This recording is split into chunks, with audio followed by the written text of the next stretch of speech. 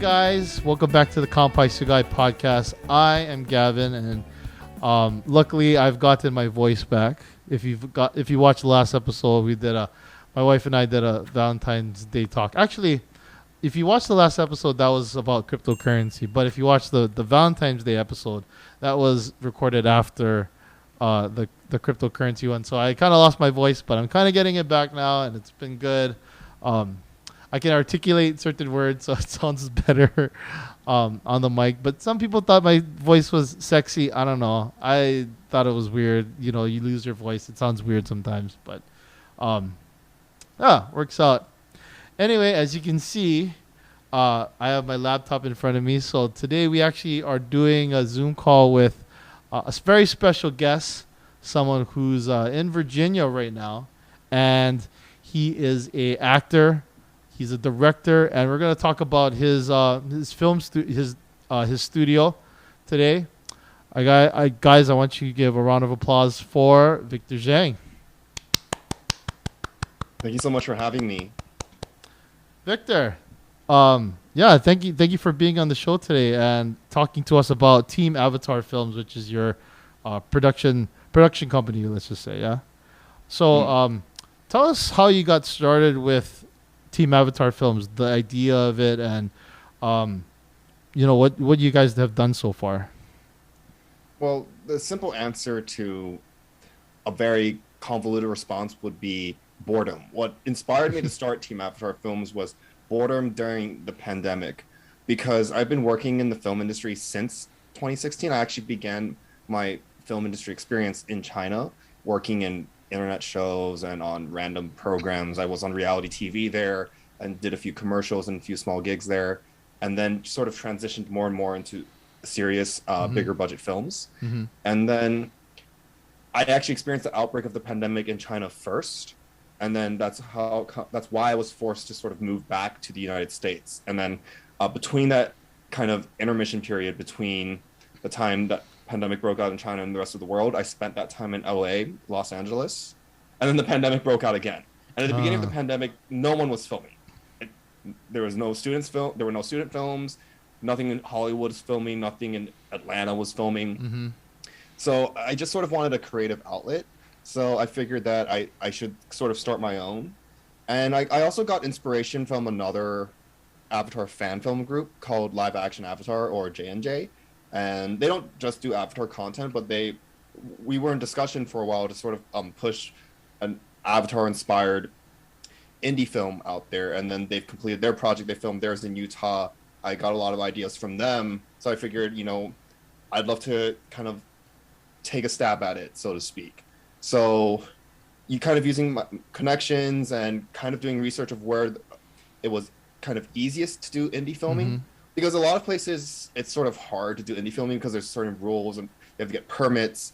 And the easiest place was actually the Bay Area, San Francisco, because one, it had the talent, or the relevant talent, particularly Asian and Asian American. Mm-hmm. And then it was just, they were generally more relaxed, and it was easier to do indie film making there. It would have been much harder in Los Angeles. To film on a street or to film in a park, you need all kinds of permits and need to pay all sorts of fees.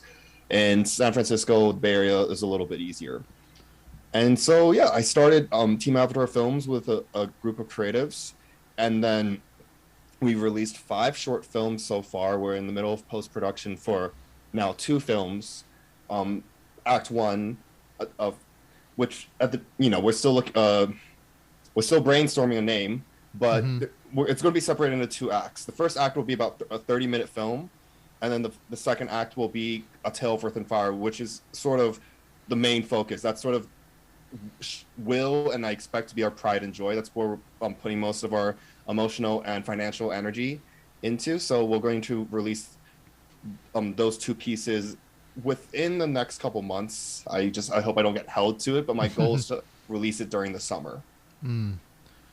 Very tight timeline, actually. That's actually coming out pretty soon this year. So if you did summer of 2022, I mean, that's pretty much we finished principal photography end of 2020, and then we were essentially in post-production for the whole past year. But for a lot of content, especially for kind of a small indie group where I mean, to be honest, I sort of lose count, just partially because of bad memory and partially just because of it's just really hard keeping track of everyone that's working on the film. But there's probably 15 to 20 people involved somehow in Mm-hmm. post production. Mm-hmm. Technically more, but in terms of like major roles, sort of like, for example, we a colorist, we have several sound engineers, we have a composer, and we also have soloists involved, and we also have post production assistants.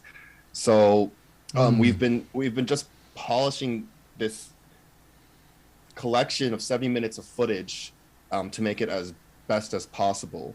So, of course, big studios like Marvel, Sony, um, Paramount, when they kind of go into post production for a film, there's dozens of assistant editors and there's dozens of interns to kind of help speed the process Mm-hmm. forward. So we're proud and we're happy, and at the same time, processing the stress and the workload as we push forward with this saga of Earth and Fire.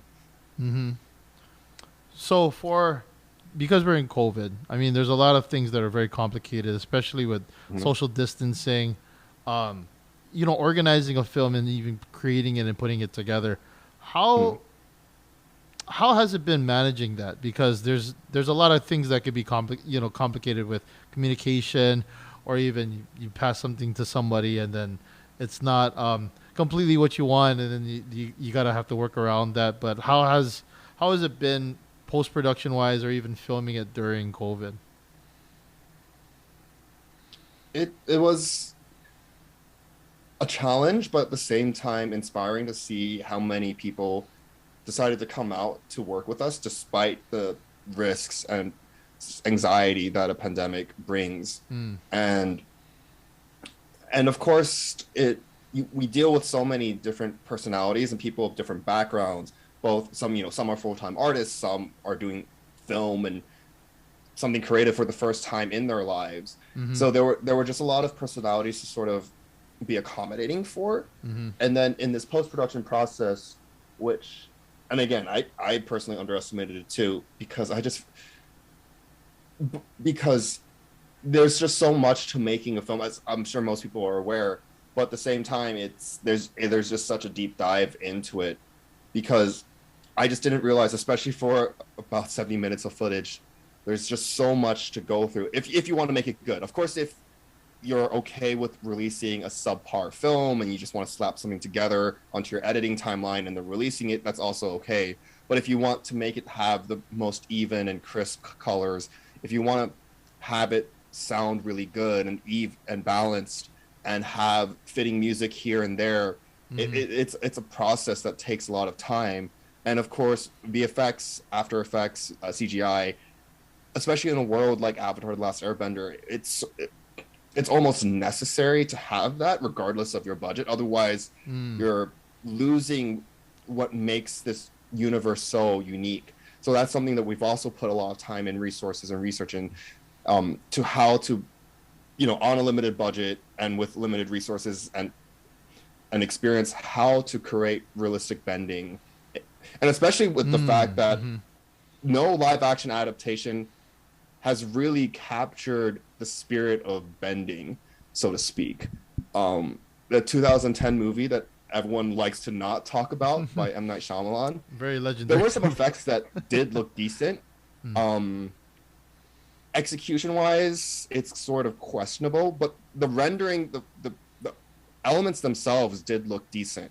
And then actually, what I thought was probably the best example of bending or possible representation of bending was the movie Shang-Chi, Marvel. Mm. There were scenes that looked like they were air bending. There were scenes where they were basically controlling the wind, and what they essentially were doing was bending. It was the mix of martial arts while controlling the Right, elements. like the water So, bending. There was that one scene with the I think it was the dragon. Right, it yeah. was they were kind of in like I forgot the dad did something, but he kind of did like a water bending thing. Oh yeah, I'm trying to remember the scene. there's like the water map scene, and then Yeah, water map scene. at the beginning when Tony Leung's character meets Shang Chi's mom, the Mm. mom basically is airbending, Mm. and also like the way he sort of wields his rings can almost be seen as a form of firebending as well. Mm. So I think Hollywood has the potential to really adapt it really faithfully. So again, we deal with that challenge. It's just sort of, we want to be able to adapt it as faithfully as possible within our limits and experiences. And so that's what we've been focusing on while making sure that this is the best film that it can be. And because so many people put their hearts and souls and love into this, so I also, for the people that created this film, I also want to do them a service and make this the best product that it can be. Mm-hmm. That's great. I'm not sure if that answers the question. I mean, yes, and like in post-production, I think with COVID, I don't think COVID's necessarily the issue, to be honest, like when it comes to post-production, because everyone's working from different states, different countries, even from their computers. Mm-hmm. Our composer, Martin de Haan, he's based in the Netherlands. And then we have musicians from New York that's contributed soloist instruments. And most of our sound team is based in California. We're working with people in Nepal. We're working with someone in Pakistan. Wow. And potentially I'm in talks to work with a production house from Bollywood to see kind of what contributions that they could or want to make. Right. And even someone from England contributed a few CGI shots as well. So it really is an international cooperation here. And again, I would say the challenge more so is that even if they are full-time artists, a lot of them are part-time artists or part-time into post-production, is that we all have different projects as well. I mean, myself included. I'm constantly auditioning for different projects. I've been on other sets while I've been working on these 2 acts of Earth and Fire. And it's sort of, I would say it's the balancing that while being able to supervise and conduct and direct the team Avatar has sort of been my challenge. And it's something that I'm trying to get better at each day. There's a lot of trial and error. I've made a lot of organizational mistakes, but ultimately it's just about finding ways to sort of optimize everyone's time and making sure that we're on the same vision to create the best film possible. And also there's a lot of sharing of files, and that's been an interesting battle in itself. It's just like, is it Google Drive versus Dropbox versus WeTransfer and file formatting, which shouldn't be overlooked, but that is about a third to half the battle. Because a lot of people make mistakes with file formatting. I see other groups kind of upload their videos in the wrong format, and that's something that we're very cognizant about avoiding. Oh, that's good. I mean, there's during COVID, I mean, there's a lot of differences, even with like filming, and I know some of my friends, they're in ACM Academy of Creative Media at UH, which is University of Hawaii, and it's a little different. It's very complicated with trying to navigate through COVID. Even they say the same things with post production, with how sometimes the wrong formatting can screw up a scene, especially if it's not consistent. And so I understand that whole process with that, because that there's a lot of factors that go into making a movie besides just filming it and then just putting it together. I mean, there's a lot of different components. And speaking on components and like actors and stuff like that, how did you get a community together to create a film like this, or create 2 films? Because you actually have a lot of different actors, and you have a lot of people that were a part of the project and are still helping you with the project. As you can see, you said 15, maybe 20 people in post-production. I mean, how do you get all those people with a limited budget? I guess just by being pushy and asking on Facebook. That's actually one straightforward part of it.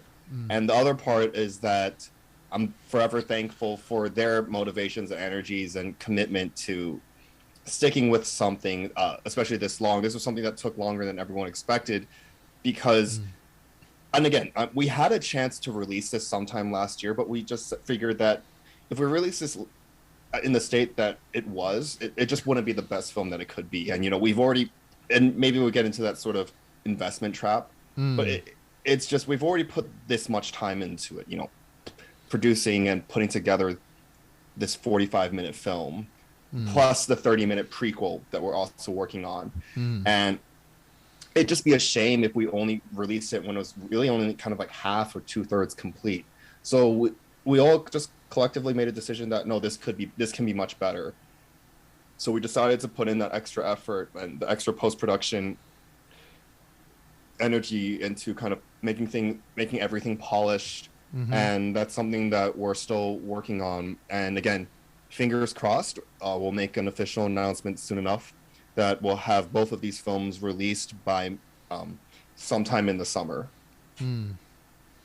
That's good. I mean, But that's yeah, it's a lot of like I was saying before, that's a small timeline, but I mean, you guys have been working on it for a while, so hopefully things come together very soon. But let's talk about the directing process because like you were saying before, you're an avid actor. You're going out, you're auditioning for a lot of roles, but then switching to the directing side, but also acting in your own films. What's the difference, and does that kind of change your perspective on different things when you're actually as an actor or even as a director?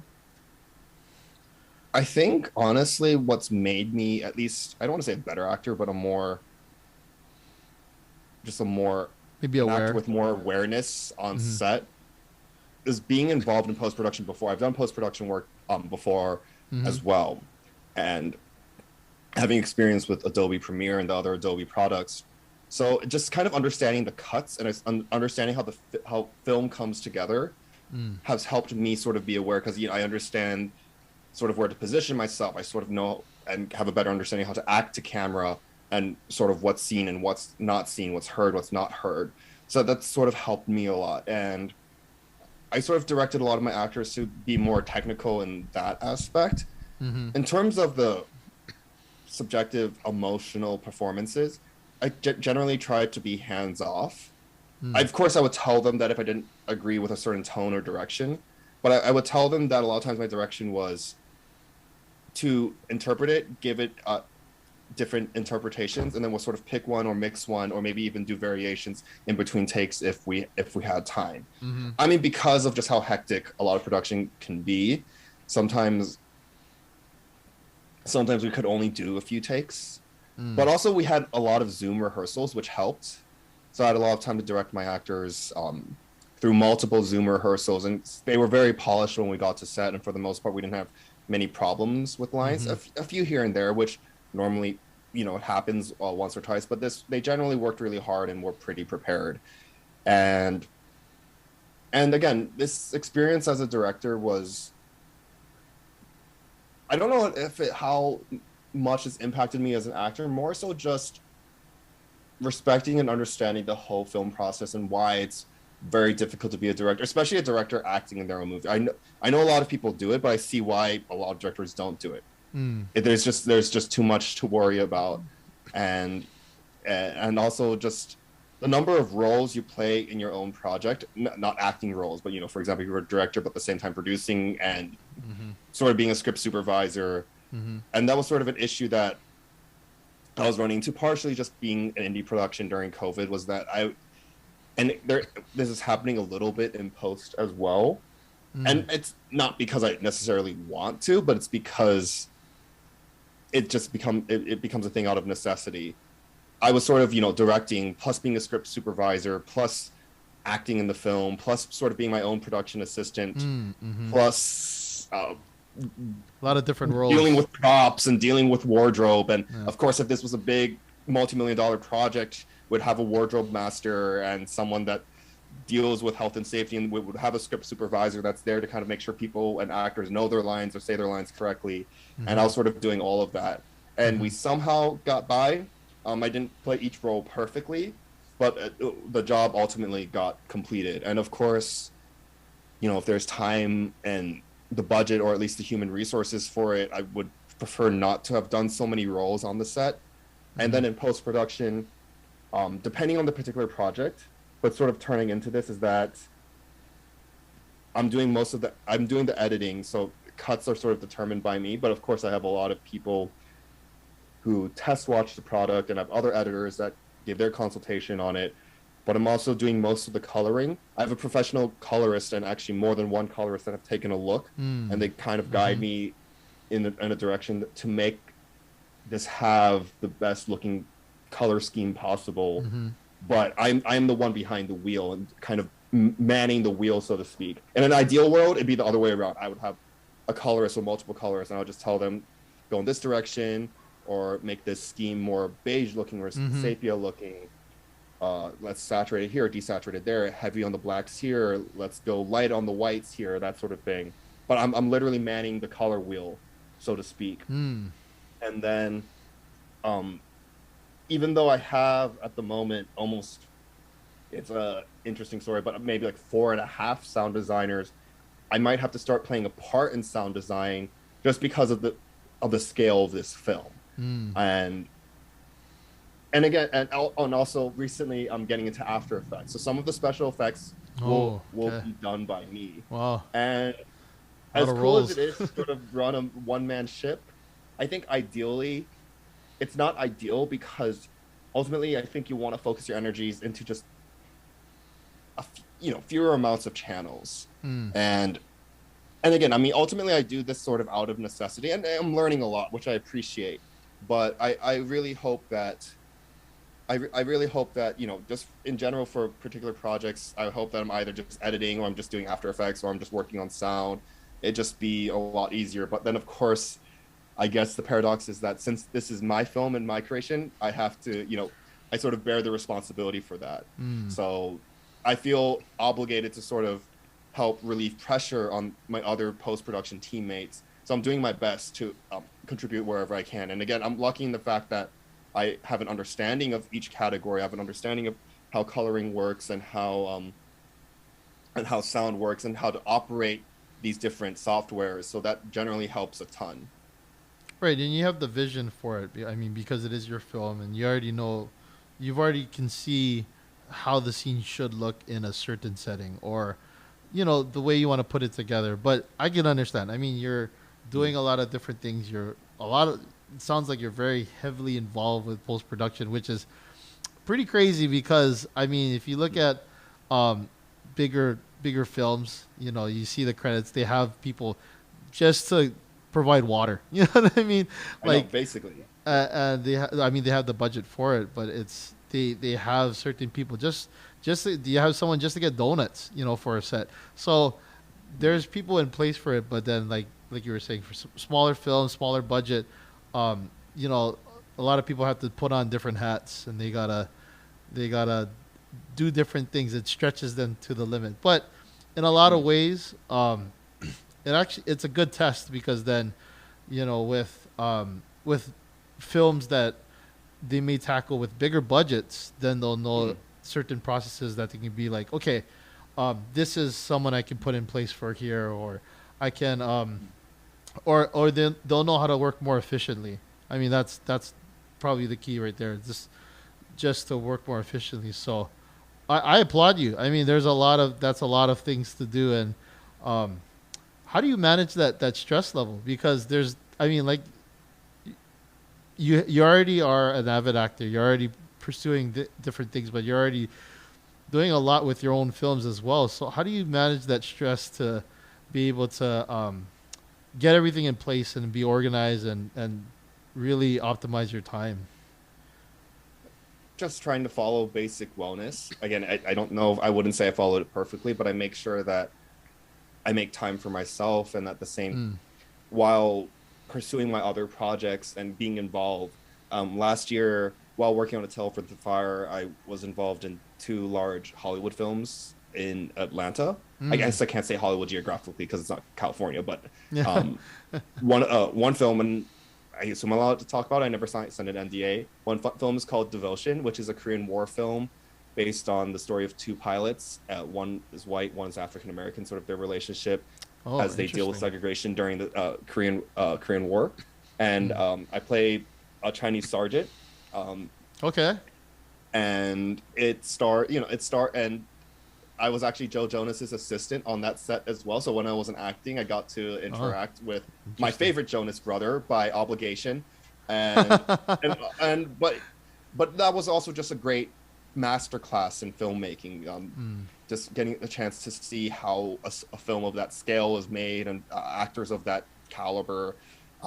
Glenn Powell from Top Gun and Mm. Jonathan Majors, who plays the timekeeper from Loki, if you've seen that. Mm-hmm. Um, So he's going to be a major. He's going to be playing Kang the Conqueror. So he will be one of the big bad guys in the Marvel Cinematic Universe. Mm-hmm. So it was just incredible to observe them in their line of work. And Mm-hmm. I was also working on a movie called The Menu, which stars Anya Taylor-Joy and Ray Fiennes. Mm. Anya Taylor-Joy from Queen's Gambit, Ray Fiennes from Schindler's List, The English Patient, Harry Potter. We probably know him as Voldemort. Yes. But yeah, I was working on those. I was working on those sets while managing post production for both acts of A Tale of Earth and Fire, Mm. and again, I mean, I don't know if I manage it correctly, but it's ultimately I just try to be productive because ultimately, of course, optimistically, I would like to think that I'll be able to use some of these skills again. But to be honest, I don't know for sure.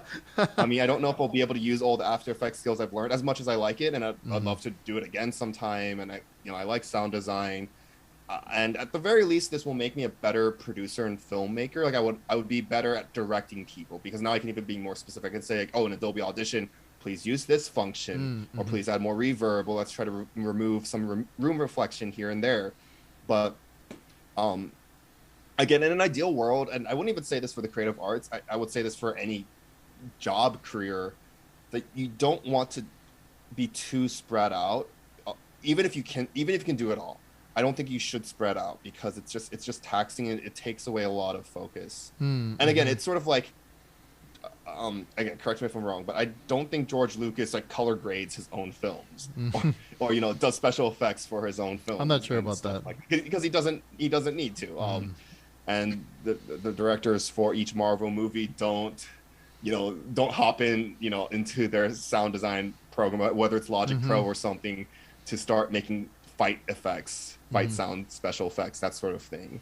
And again, in indie filmmaking, I just think it's normal for people to wear multiple hats, but it's something that it's sort of on my wish list that I hope this could be minimized in the future.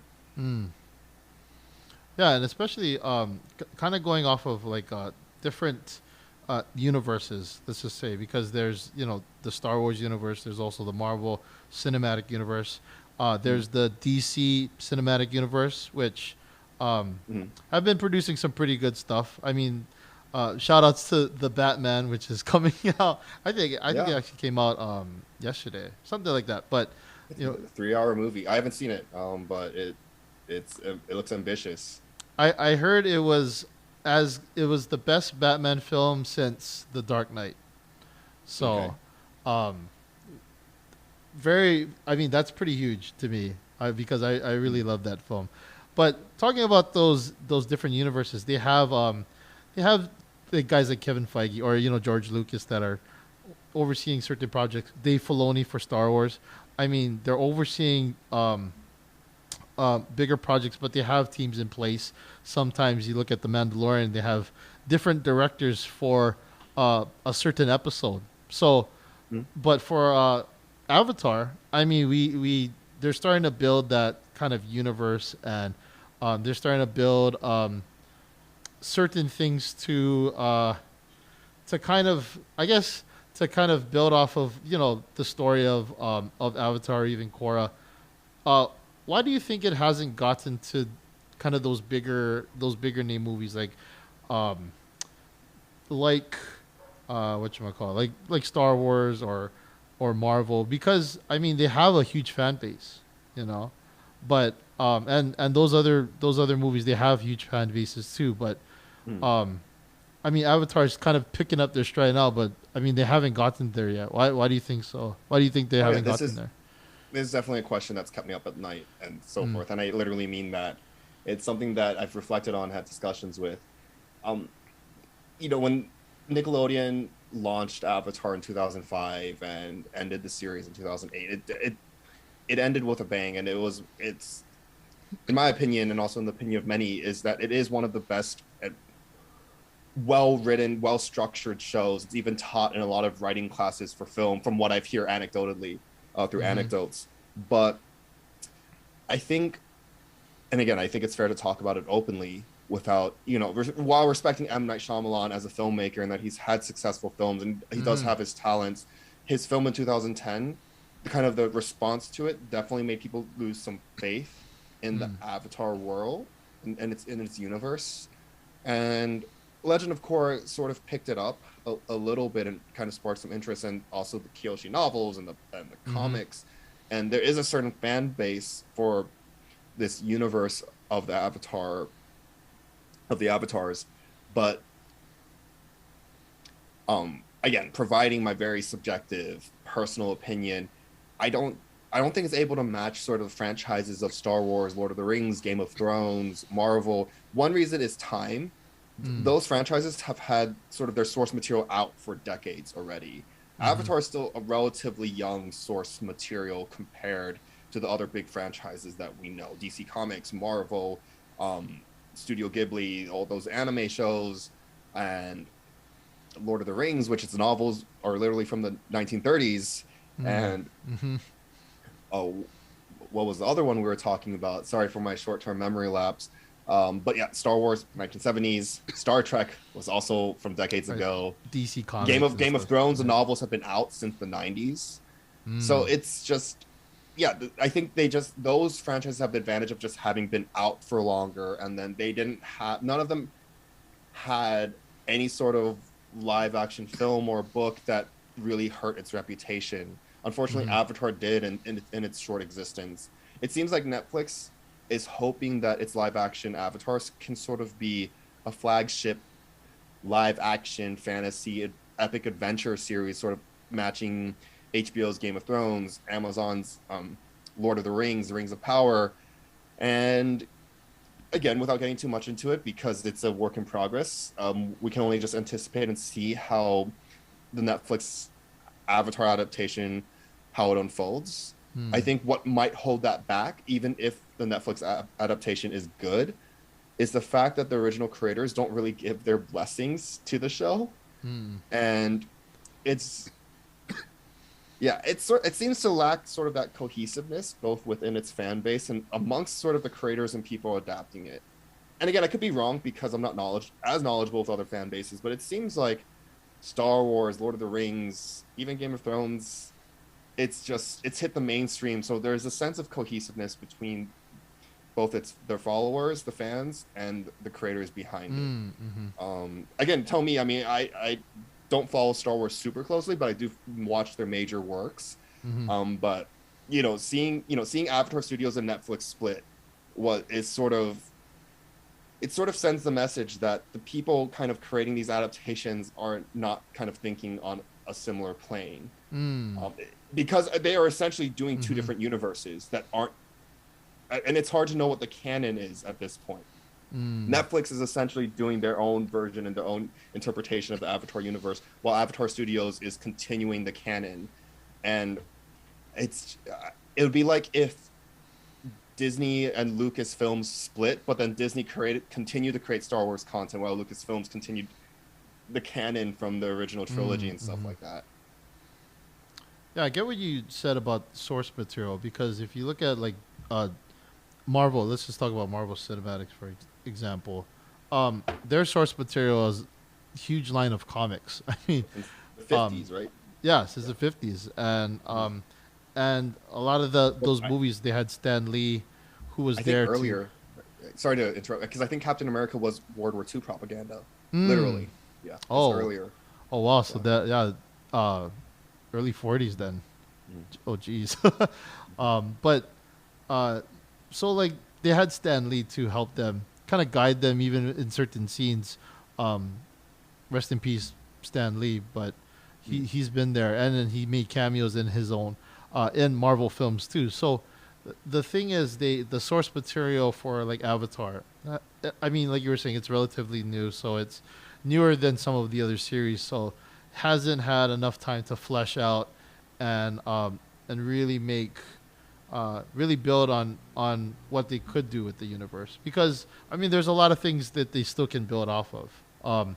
Different avatars before Aang, you know what I mean? I mean, there's a long line of avatars, so they could still build off of different timelines, different stories. And the one thing I like about Avatar is it's heavily influenced in martial arts. So there's different styles for every tribe, or Water Tribe, or even Earth Kingdom. Fire Nation. They have and then for the Airbenders, they all have different styles in martial arts. So with other series like Star Wars, they have different forms when they're fighting using lightsabers. There's form 1 through 7, and then there's um, DC. They have, I would say, mixed martial arts because they're using different styles when in their combat. So like, Mm. but like with Avatar, it's heavily influenced in martial arts and kind of that tradition. So for me, I think Avatar, in a way, should deserve that respect because it's heavily cultural. It's kind of bringing forth a newer kind of a magic versus Mm. some other series because other series they're kind of bringing people into their world. So Avatar does the same thing. They're bringing people Mm. into their world, and I guess my next question is, why go into Avatar as main for your films, like Team Avatar films? Like why not like Team Star Wars films or even Team well, like you said, you're not much of a Star Wars fan, but like why not like Team Team DC films or another series? But Avatar Mm. for yourself is very special to you. So why is that? I think the first straightforward component to that answer would be just loving the Avatar universe and sort of being inspired by it and being touched by its story. The second is that kind of like the show and how they have their team Avatar and sort of how cohesive and how much love and support and this sort of unconditional willingness to be there for each other. I sort of want to emulate that, but within a production and film group. Mm-hmm. So that's why I thought that the name Team Avatar is really fitting. And again, if we ever are privileged to get there, I would hope that we wouldn't stick on Avatar Universe content forever. It's Mm-hmm. certainly a start, and it's been an interesting and eye-opening start. But I would like to produce different kinds of films eventually, Mm-hmm. well, kind of under the Team Avatar banner. And again, I mean, I hope to kind of complete and provide a satisfactory conclusion to this tale of Earth and Fire, and then kind of figure out, okay, what am I going to produce next? Am I going to produce a kind of indie rom-com, or something really heavy, or something really light, or kind of go into another universe? Why I didn't do something like Star Wars, Star Trek, or other anime? One is because there are other studios that are sort of dedicated to that, Mm-hmm. and there's already a lot of fan content for a lot of those franchises. For example, Lucasfilms actually openly supports fan film content, which is relatively rare, at least according to Wikipedia articles. And Lord of the Rings does the same thing, but not every franchise is like that. Disney has a reputation for not being, maybe with the exception of Star Wars, but Disney is not super friendly towards fan content. Like if you did a Mickey Mouse fan film, it could easily get flagged and stopped. Some animes have been known to also be pretty brutal for kind of fan adaptations. Mm-hmm. And kind of, after doing research and some observations, it didn't seem like either Netflix or the original creators of Avatar, Mike and Brian, cared too much about fan content being created. So we just sort of followed that atmosphere and followed that kind of their attitudes and just figured, okay, we'll be okay creating this. And so far, with the 5 previous films that have been released, nothing's been flagged or copyright striked or anything like that. Mm-hmm. So it's an interesting phenomenon to observe because it's sort of like each franchise has different attitudes towards fan content. Some are openly very supportive, some don't really care, and some will openly track them down and stop and kind of cease and desist. That's why you don't really see Iron Man fan films. But there are DC True. fan films. There is a Joker fan film that did pretty well. But then, for example, there's a Darth Vader fan film that did really well as well. But no one's done like a Hulk or Thor fan film. And my other personal principle on that is sort of, I didn't want to just cover Aang or do a Luke Skywalker fan film or something like that because there's already this big professional studio that's doing that, and I didn't necessarily want to compete with them, so forth. Like if I did an Aang or if I did a Zuko or Iroh or if I literally copy and pasted one of the characters from the show into my film, I'm basically sending the message that I can tell the story better than the creators and better than Netflix. And to be honest, like I don't think I'm either at the experience level or the production capabilities to do that.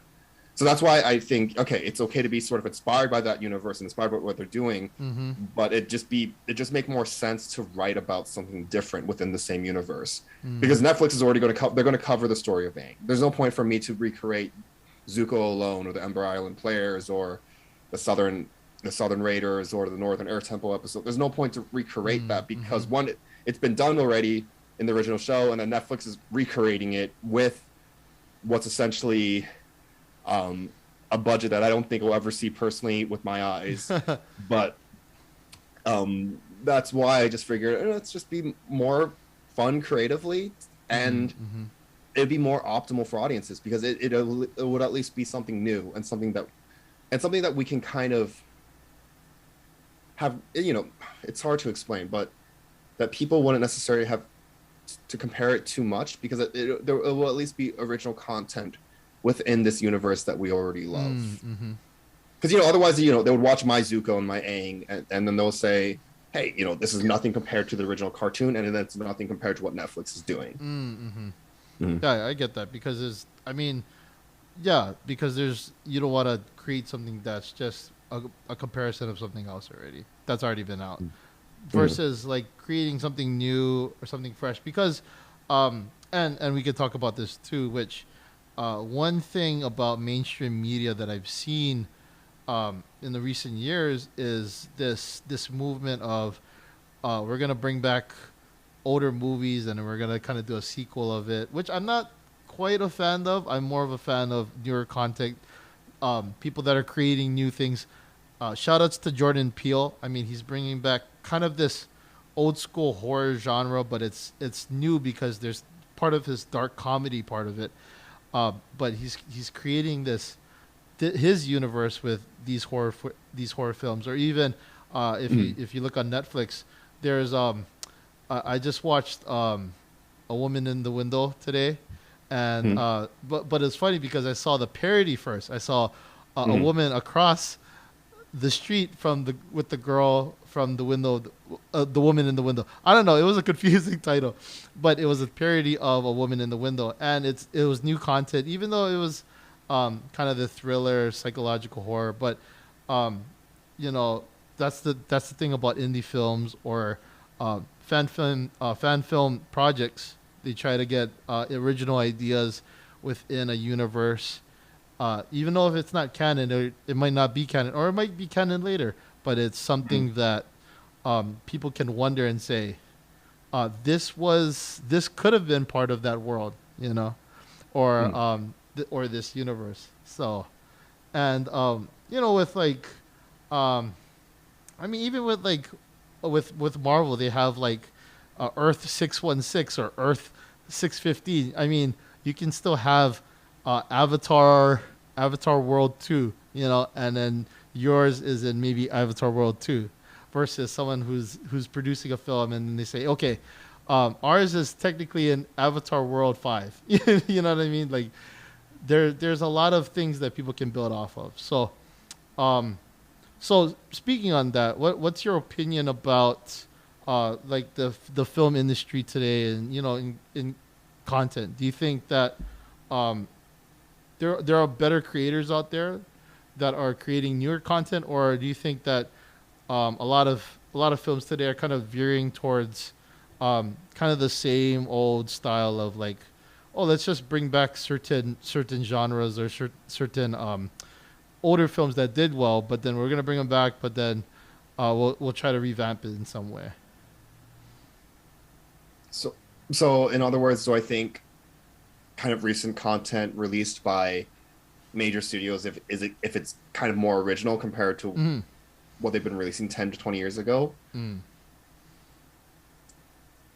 It's hard to answer because I feel like there's an overwhelming amount of content released that's both compelling and not so compelling, and all kinds of genres, and again, I mean, I say with bias that I wouldn't say that most content within the past 10 years has been my favorite.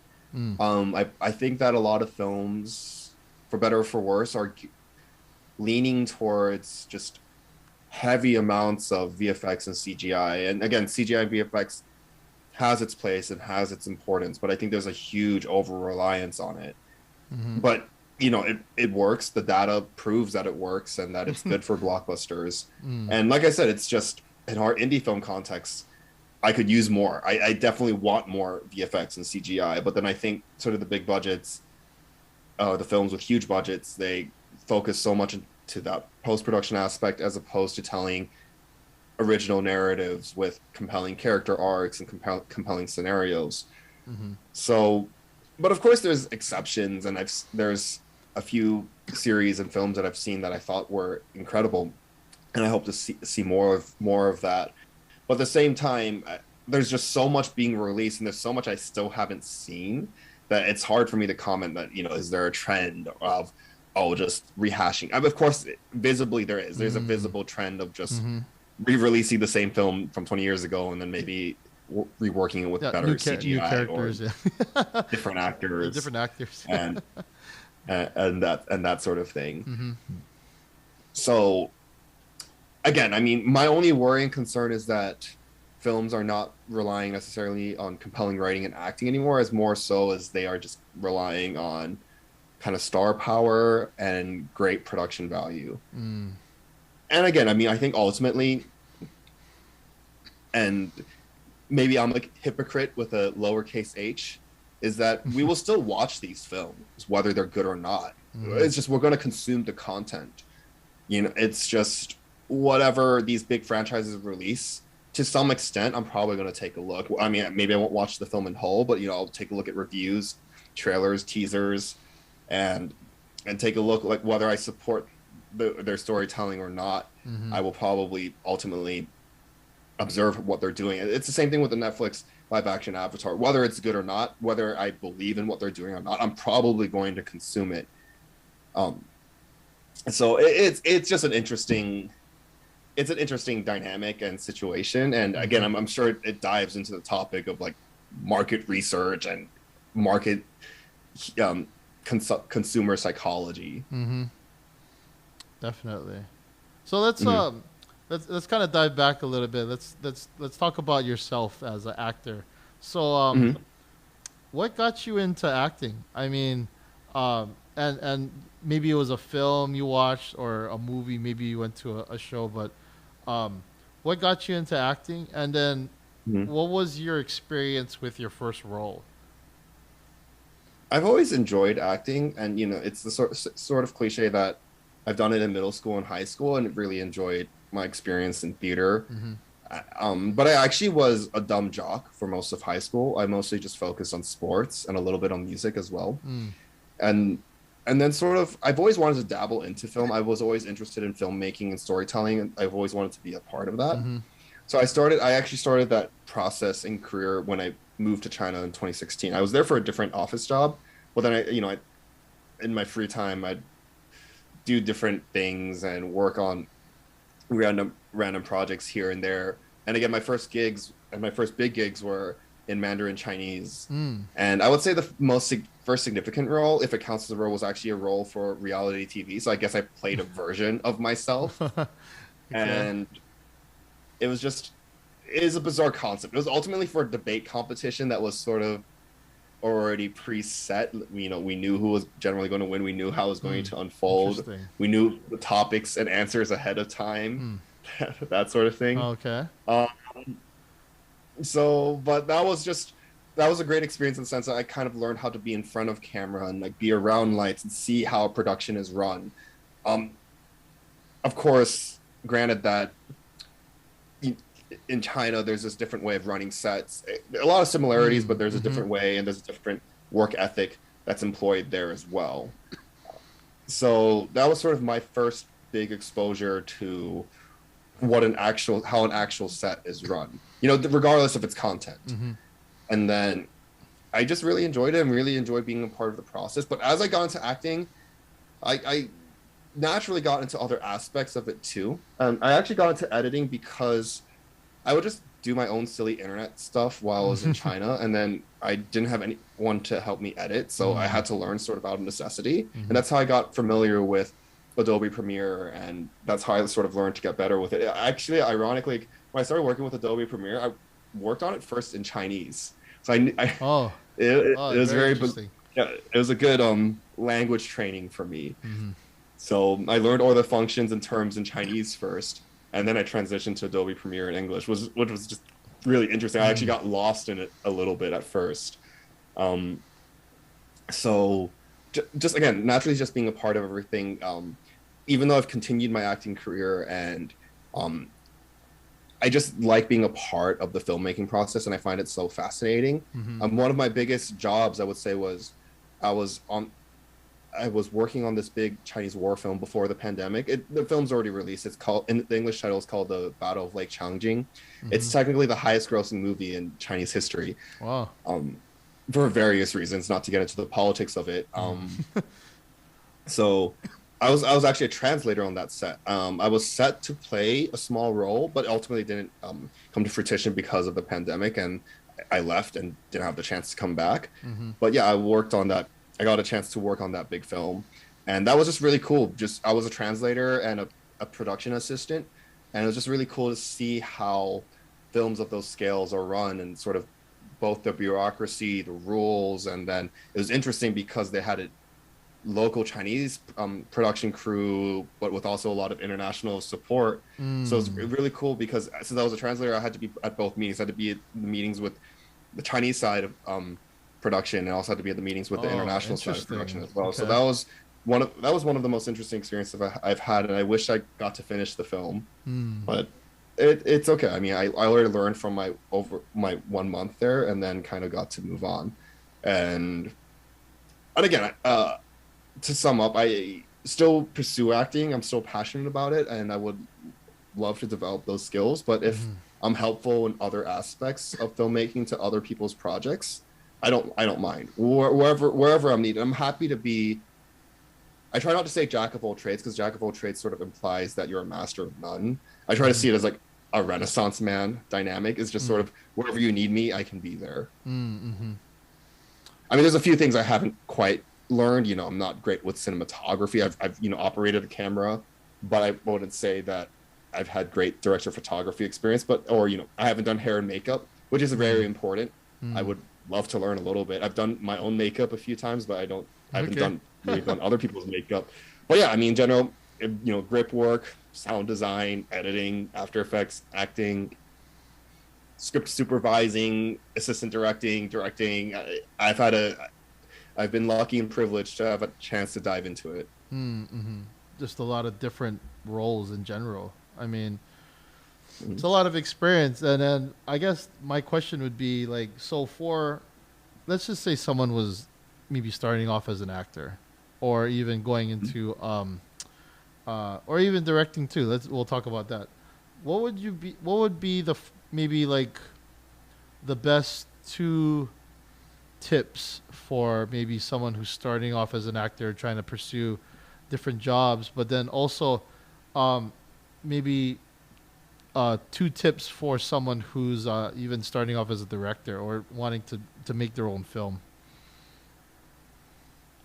If someone's just solely focusing on acting, I think it would be the first advice I would ask, and what the before I give them advice, I guess it was partially a question as well. It's sort of think about your geographic location, Mm-hmm. especially if you're solely on acting. And then speaking in the American context, Mm-hmm. of course, Europe has its own dynamic. It's sort of like you want to be closer to London if you're into acting, um, or even Germany if you're in Asia. It sort of depends because the East Asian film markets, it's huge, but it's sort of divided because Beijing is sort of the Hollywood there, but then there's action films still being made in Hong Kong, but then Thailand has a very big stunt scene, and in Japan and Mm. Korea, there's a lot of investment in films there as well. In the U.S. film market, if you're a new actor in the U.S., not that you necessarily have to live there, but again, with the pandemic, sort of lifting restrictions and Mm-hmm. getting a little bit better, things might change. When the pandemic broke out, work was not centralized anywhere. So it's just you didn't necessarily have to be based anywhere. And again, auditions are mostly self tapes and online, Mm-hmm. which makes things a lot easier. So you don't have to drive to a city, do an audition, and then drive home or something. Mm-hmm. But you need to be near kind of a major center. And in the U.S., there are four major acting centers: Los Angeles, New York, New Orleans, and Atlanta. Mm. You don't necessarily have to live there or be there, but you want to be there. You want to be nearby so that you can kind of pick up work, because there's a lot of both indie films, student films, and big official productions that are happening in all four of those cities. Mm. There are secondary markets as well, but those are the four biggest ones. You just need to be near those, and it's hard to sort of get around it. Of course, as much as I support, the small towns and the secondary and the kind of peripheral markets, Mm-hmm. um, ultimately, both for financial reasons and for your portfolio, if you want to build up something, you will have the most hits near any of those four centers. And I guess the second piece of advice I would have for new actors is that essentially take anything as long as it's not like overly offensive or obviously a very toxic environment, Mm. because it's sort of, for the most part, as actors, we're mostly going to play background or one-liners for a very long time until we make it. And that's also sort of accepting and understanding that you really have to love this if you want to stick with it.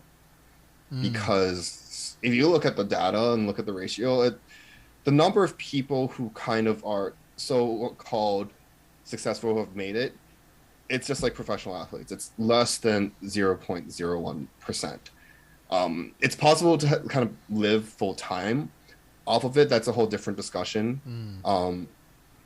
But it's sort of accepting that, okay, maybe I won't necessarily become Aquafina or Gemma Chan or similarly, in the Asian American actor context, Daniel Day Kim. And Mm-hmm. it's okay Mm-hmm. to not be them. Be yourself, be involved in the process. And it's just, success isn't guaranteed, but you can guarantee sort of consistent work if you keep at it. And again, it's just, and as actors, we have to be okay with taking roles that aren't necessarily our favorite or the most creatively fulfilling roles. Mm-hmm. But if you truly love your job, you're ultimately there to serve that director or producer's vision. Okay, you want me to play a paramedic, you want me to play a cop, you want me to play a banker. Okay, cool. I'll just be here in the background doing whatever you want me to do. And again, if you do it enough and you're in the network, the money will come naturally. Will it be a lot of money? It just depends. Most of the time, quite frankly, probably not. But there are people that can live full time off of background acting or picking up small roles here and there. There are people that do that Mm. without, being a well-known actor or so forth. Mm. So I know that's a little bit long of an answer for the actor part. For the director part, with my limiting directing experience, I think a good director and producer should know almost a little bit of everything about film, Mm. because ultimately it takes a village to make a film. So, a director needs to understand how actors work. A director needs to understand how the boom op, how sound works, and how editing works. And it's ultimately the director producer needs to be a Renaissance woman or man. Otherwise, it's hard for them to kind of direct people in pre-production, production, and post-production. And so it's just a lot of research. That's why I don't necessarily envy the director or producer job, as fun and rewarding as it can be sometimes. Mm-hmm. But it's not. I don't. It's definitely more complicated than most people expect. Of course, that sometimes changes because not depending on the film. Sometimes there's a director, but there's a whole different post-production supervisor team, Mm-hmm. and the directors in those big Hollywood films, they don't necessarily participate too much in the post-production phase of things. But I would say at our level, you kind of have to be. There's no way around it. If you're not, then it's unlikely that your vision will be seen on screen. Mm-hmm. And then the second thing is, I guess, people skills and being willing to deal with all kinds of personalities, because you're going to deal with dozens, if not hundreds, of people, and you're going to interview a lot of people, Mm-hmm. and it's people have different personalities, different ethics, different morals, different political views. You're not going to agree with everyone Mm-hmm. that you work with. Mm-hmm. And ultimately, you shouldn't burn any bridges unless you absolutely have to. So I think it's just being able to live with working with people that aren't necessarily the most agreeable, but sort of learning to agree with them as well, and figuring out a way to have them agree with you. Mm-hmm. And of course, on the extreme side of things, because again, especially in indie film, it's hard to sort of filter out who you're working with. Just be careful, who has a real resume or not. That's the issue that I've ran into a little bit. Mm. There have been a couple fake resumes, or a couple Oh, people that interesting. inflated their work experiences and told me they had skills that they did not have. Mm. In particular sections. I don't want to call anyone out, so I'm not. Not to go too much into detail. Yeah. It wasn't an acting thing. It was mostly with people who, with post production support, who said that they had certain skills that they do not, and that causes issues in the end, right? Because I will expect them to do something, and I find out that they can't, and then it slows everything down, and then I have to get frustrated with them, and I have to say, like, why did you tell me, and why did you waste my time? And then it leads to unhappy interactions. Mm-hmm. So those are the things I guess I would recommend to new directors and producers as well. Mm. Yeah, just understanding a little bit of everything and just having a good eye for people ultimately. Mm-hmm. And in a lot of ways, that's important. Relationships. I think in every business, even for like small businesses starting off, or even small production companies starting off, it's just about that relationships, building that community within, even with connecting with others, or even connecting with actors or people that are kind of aligning with your goal, or also aligning with your values as well. I mean, that's super important starting off. So, very good advice. And you mentioned a few Asian actors: Aquafina, Daniel Day Kim. There's Jackie Chan. There's Lucy Liu. Shout outs to Lucy Liu, OG man. She's an OG for me. But for we're kind of living in a weird time. We're living in a time where there's a whole Stop Asian Hate movement, right? And especially for Avatar, heavily influenced with Asian culture, and especially for like I was talking about martial arts, and just the rich culture about it. But to produce a film like this about Avatar, and most of your cast is Asian, how does that, I guess, affect you in a positive light, to where it's promoting Stop Asian Hate? With this film in particular, the Team Avatar film, or Yes. the Avatar Netflix film? Team Avatar films.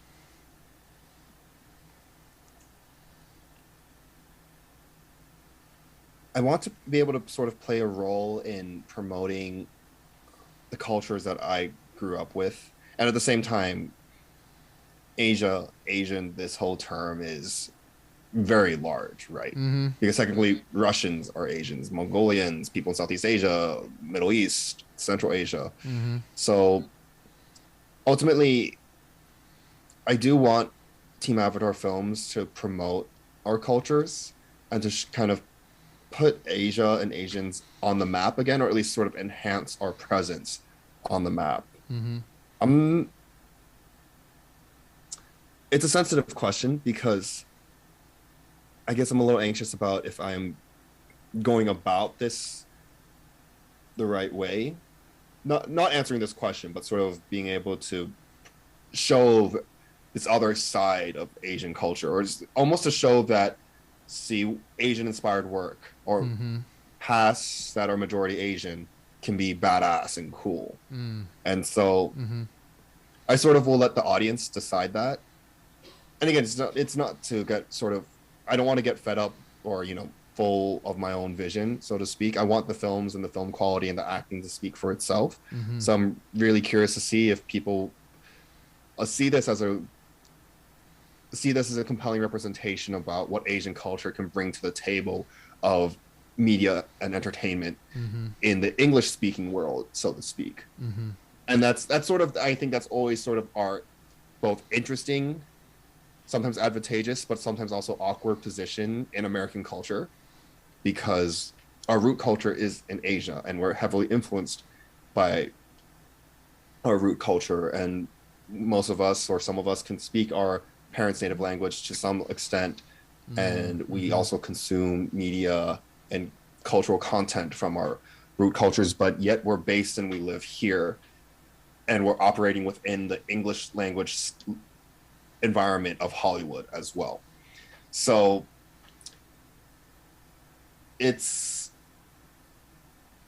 it's something that I'm not sure if I've executed very well or Mm-hmm. perfectly. So that's why I hope that the release of the film can sort of answer that question better. Whether ultimately myself and Team Avatar, whether we did a good job showing to the world and showing to our audiences that this is what Asia, Asian American culture brings to the creative outlets in the English in English media and entertainment. Mm-hmm. It's It's like a good ad. question. That's why I'm sort of struggling with it too. And like I said, I wish I had the film here ready and polished to show and Mm-hmm. say like, what do you think? And Mm-hmm. again, I don't need or expect everyone to love the film. I just hope that they can appreciate the attempt that we made, and hopefully I myself can improve as a producer, director, and filmmaker, and then play a positive role in enhancing Asian presence on the map in Hollywood. Mm-hmm. Putting that stamp on it, and also building off of Asian American produced films too. I mean, Mm-hmm. that's a big thing, especially now. I mean, there's a kind of a bigger movement. I've seen a lot of others that have um, Asian American directors that have been producing more films. So that's good. It's good to see as someone who is an Asian American as well. So Mm-hmm. um, so last question.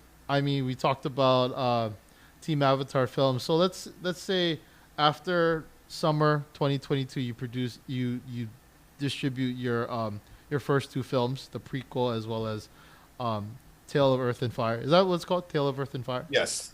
Mm-hmm. And so what's after that? I mean, I know you talked about producing other films, but what's the future look like, and what's the timeline for some future projects? It's sort of hard to say because I have to see how my other producers feel about it. Mm-hmm. We've sort of discussed vaguely that we would like to keep working together on other projects, but it sort of depends on their own personal and professional lives. Mm-hmm. And then it sort of just depends on what kind of team I can gather. There's a good chance that the current team that is working on the prequel and A Tale of Earth and Fire might not be the same team that works on our next project. Mm. But I mean, both as out of experience, out of a desire to continue to be creative, I'm certain that something will come after A Tale of Earth and Fire. Whether it's a continuation of that story or something else, something is going to happen because ultimately I want to keep creating stuff. Mm-hmm.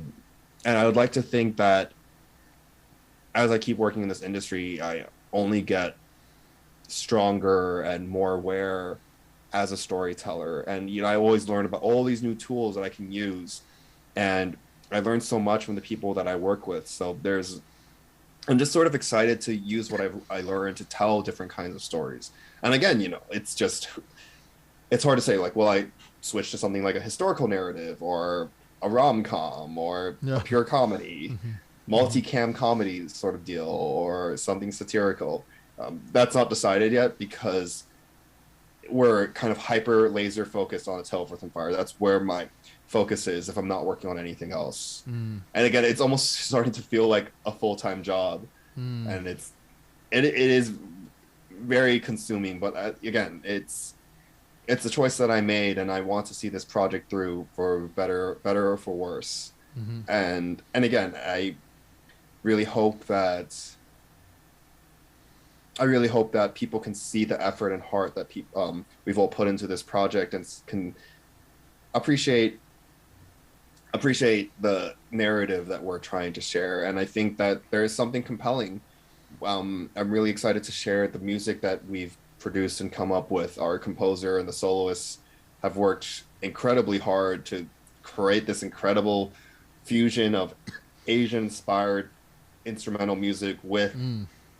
with an interesting twist, while also being faithful to the sounds from the universe of Avatar: The Last Airbender.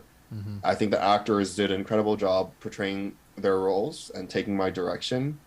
And sort of, I know that no official footage of A Tale of Earth and Fire has been really released, or just a few screenshots, but that the world feels very whole. There we had.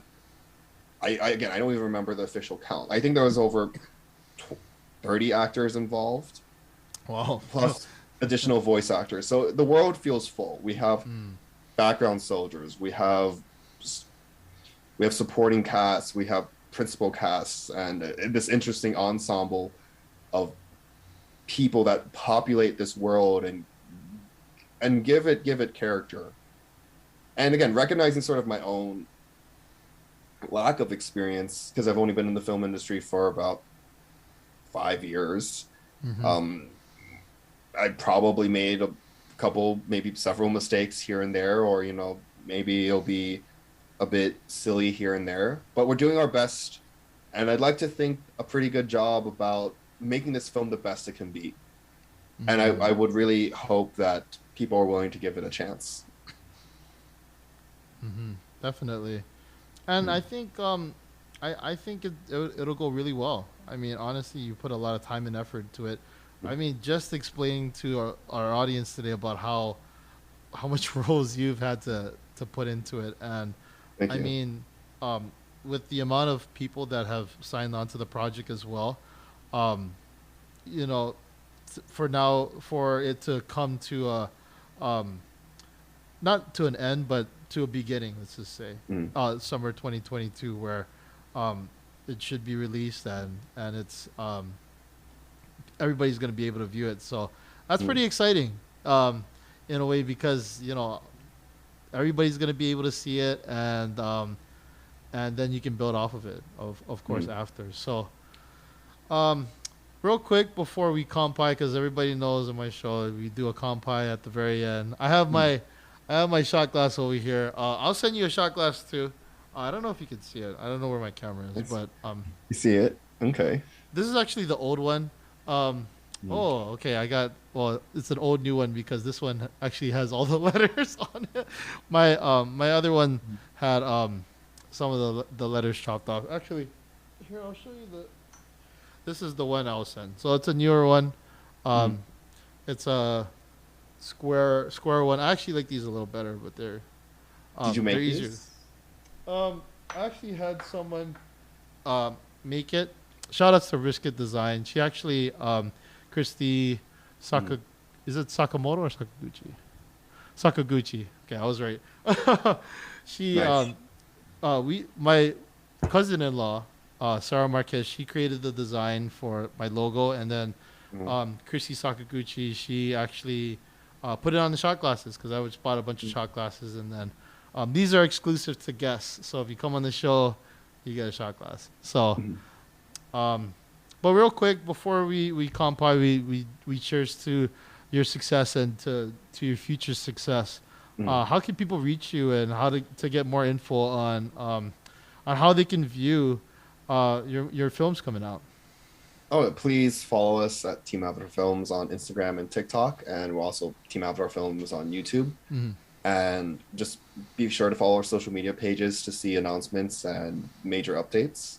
And again, the major two films that we want to release this year.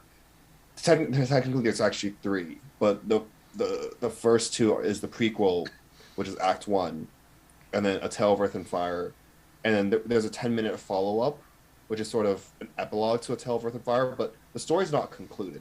Mm-hmm. And I will only really be able to conclude the story if I see that there's a lot of support for A Tale of Earth and Fire, and people Mm-hmm. want to see it concluded. Mm-hmm. This might sound different from other artists and filmmakers. I do believe in the idea that you should create art for yourself, and that you should do this if you enjoy it. But also, to a certain extent, people have to like and appreciate your work as well. Mm-hmm. I'm not going to put in how I will only put in the effort and time to conclude the series in a way that I think is appropriate to the story.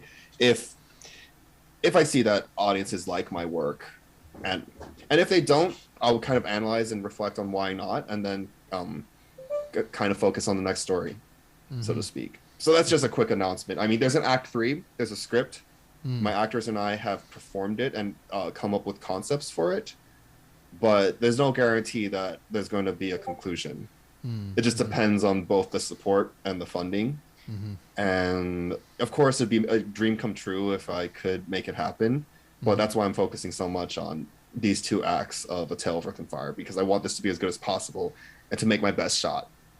And then, you know, if I make my best shot and it's not enough, I'll accept it and analyze why it didn't captivate audiences in the way that I hope it would, and then move on to the next story. Well, speaking of shots, I have my shot right here. Victor, thank you for coming on the show. Thank you for sharing your passion for films and passion as an actor, passion as a director, and passion for Avatar films in general. And this is to your continued success. This is to a great release in summer 22, and for much more to come. You know, I think this is going to be a great year because things have been lifting off. COVID's been kind of stopping, or it's slowing down. It's not stopping, but it's slowing down at least. And there's a lot of great things in store. So this is to your success. This is the 2022, and Kampai. Cheers. Thank you so much, Gavin. Of course.